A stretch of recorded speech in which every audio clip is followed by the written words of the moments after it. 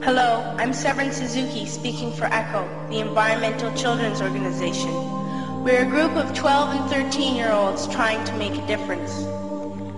Vanessa Setti, Morgan Geisler, Michelle Quigg, and me. We've raised all the money to come here ourselves, to come 5,000 miles to tell you adults you must change your ways. Coming up here today, I have no hidden agenda. I am fighting for my future.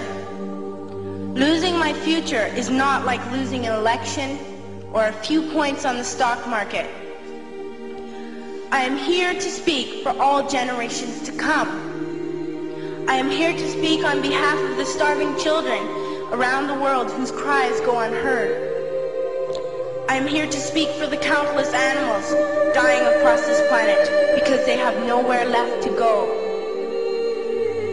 I am afraid to go out in the sun now because of the holes in our ozone. I am afraid to breathe the air because I don't know what chemicals are in it. I used to go fishing in Vancouver, my home, with my dad, until just a few years ago we found the fish full of cancers. And now we hear of animals and plants going extinct, every day vanishing forever. In my life, I have dreamt of seeing the great herds of wild animals, jungles and rainforests full of birds and butterflies. But now I wonder if they will even exist for my children to see. Did you have to worry of these things when you were my age?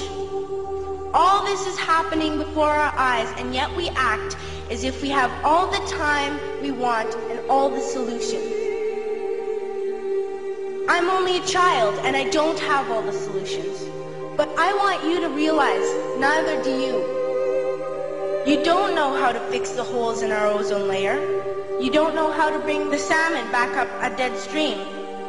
You don't know how to bring back an animal now extinct. And you can't bring back the forest that once grew where there is now a desert. If you don't know how to fix it, please stop breaking it.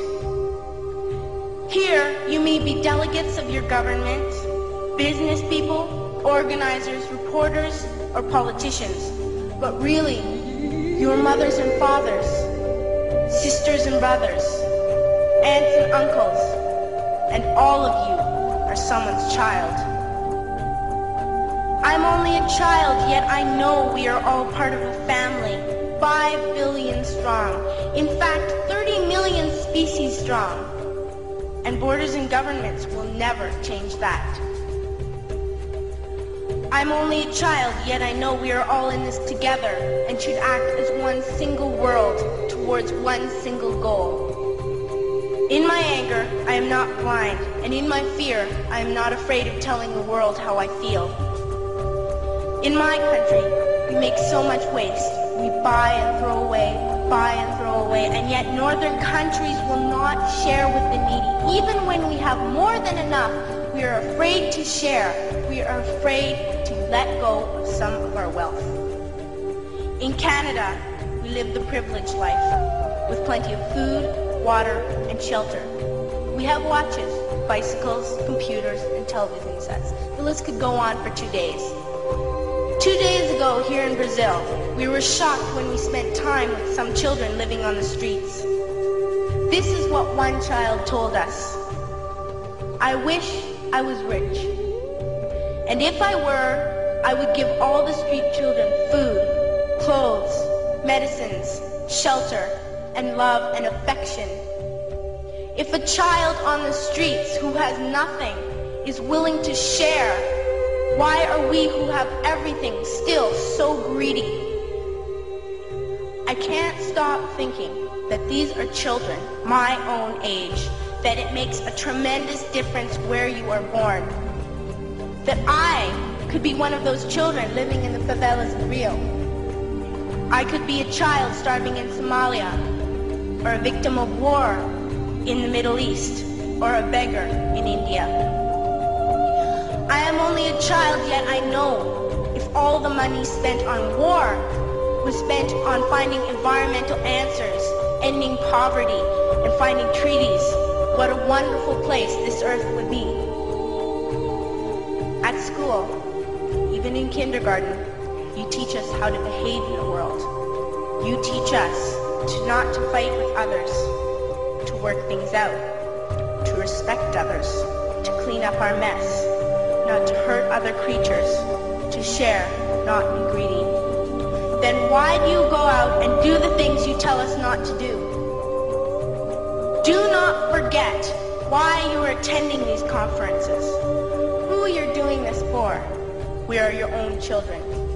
You are deciding what kind of world we are growing up in. Parents should be able to comfort their children by saying, everything's going to be all right. It's not the end of the world, and we're doing the best we can. But I don't think you can say that to us anymore. Are we even on your list of priorities? My dad always says, you are what you do, not what you say. Well, what you do makes me cry at night. You grown-ups say you love us, but I challenge you, please, make your actions reflect your words. Thank you.